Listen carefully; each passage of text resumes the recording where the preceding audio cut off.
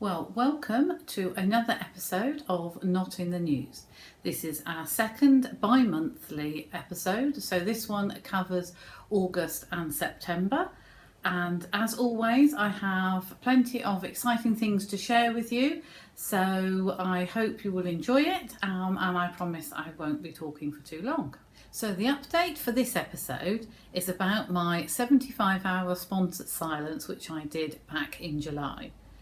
The reason why I was doing a 75-hour sponsored silence was to support the Elephant Epic, which is shared between Game Rangers International and Conservation Lower Zambezi. The reason why it is the number 75 is because it is 75 miles from Lusaka to the Lower Zambezi, and this is what the supporters cycle in order to raise funds for the two charities. Now, I was doing a virtual Elephant Epic and therefore chose to do something with the number 75, which was in fact to stay silent for that number of hours. So staying silent for 75 hours was far more difficult than I actually anticipated it would be. The amount of communication you need to do for everyday life, I think we take for granted until we can no longer do it. However, the 75 hours did pass. And in fact, then talking again afterwards was equally as strange as not talking right at the very beginning.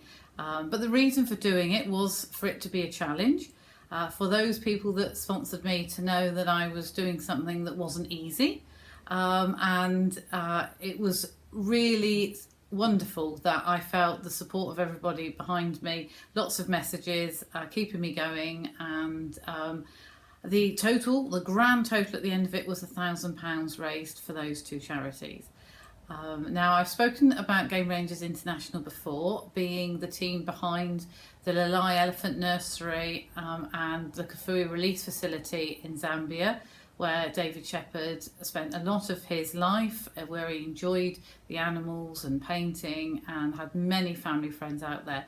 But Conservation Lower Zambezi, while being 75 miles away, does very much the same thing. It is about protection of the species, it's about the education of locals, it's about enforcement, and all these areas, wherever they are, don't have the infrastructure that we might experience over here. They don't have the financial support, but they often have very willing people to do all these things if we can support them.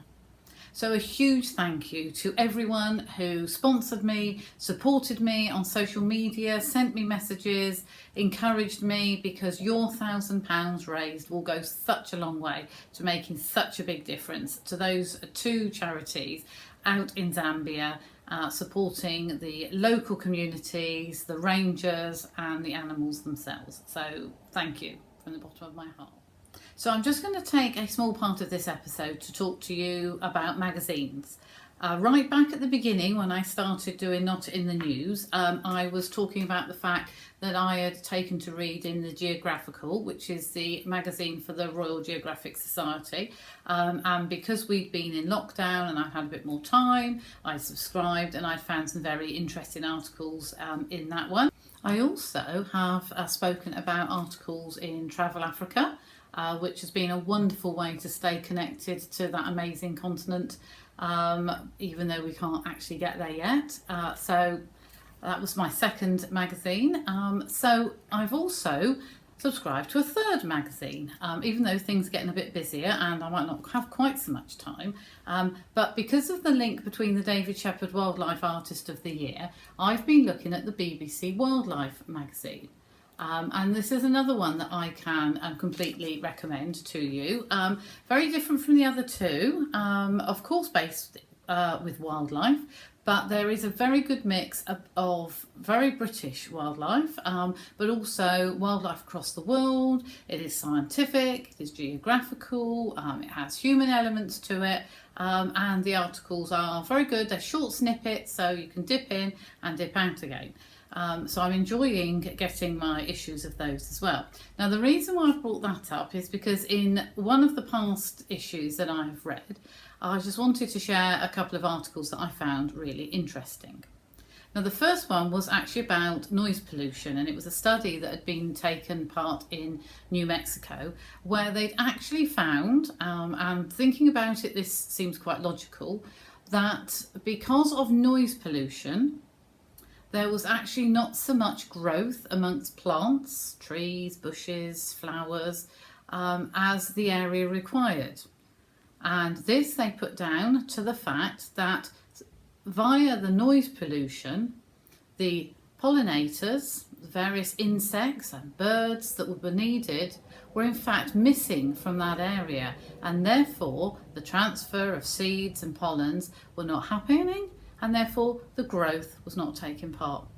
Now, actually, when somebody explains it to you, it does actually seem quite logical, but not something that I'd actually given any thought to at all.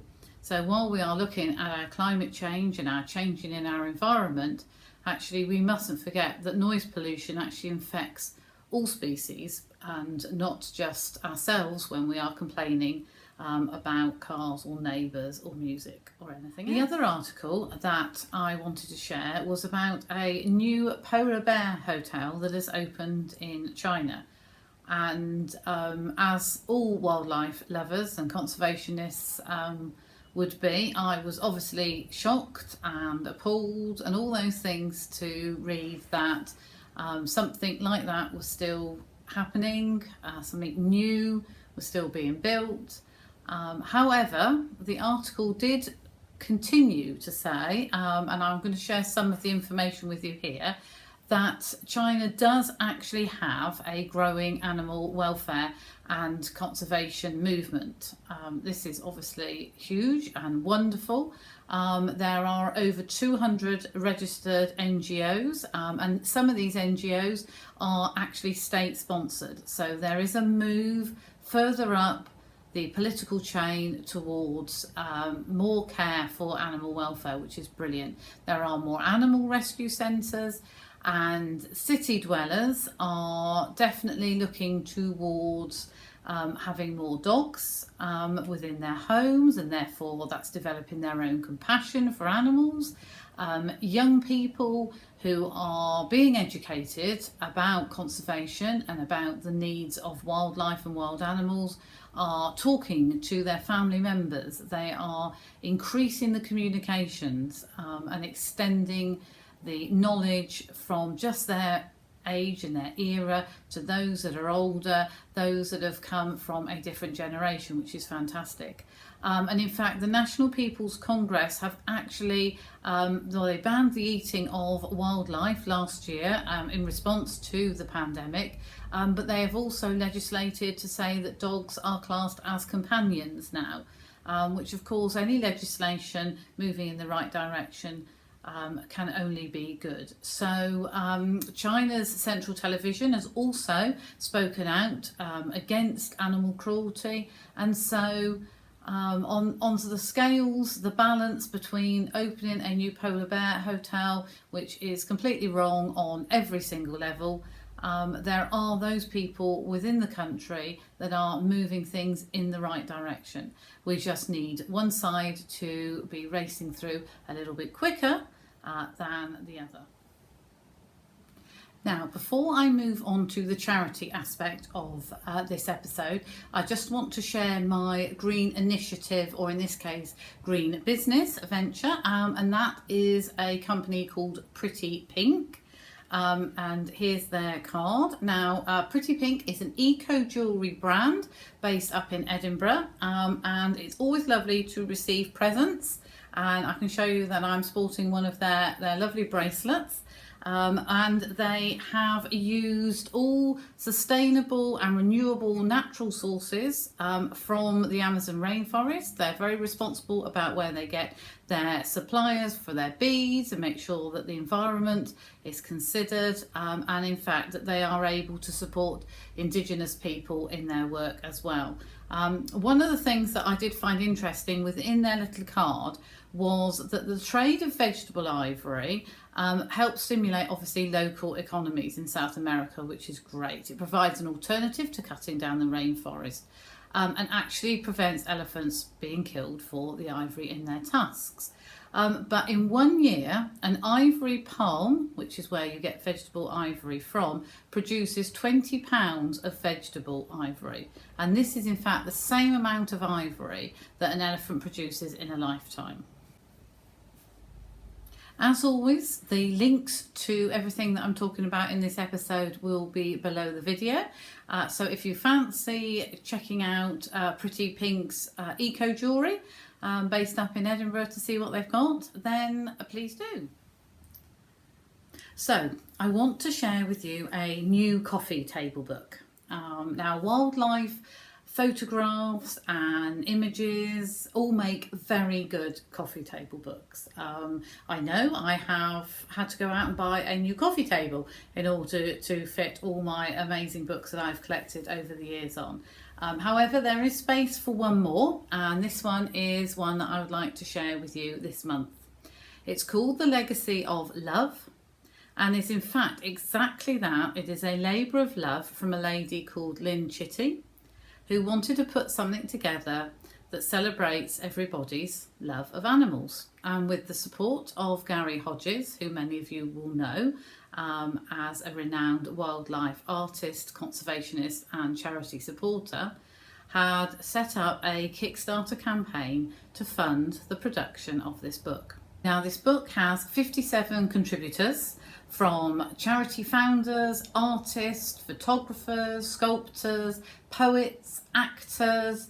It really reads like a who's who of the conservation and wildlife world. And in fact, many of them are personal heroes of mine, which makes it an exceptionally special book for me to buy and purchase to add to my coffee table. So I'm very much looking forward to that.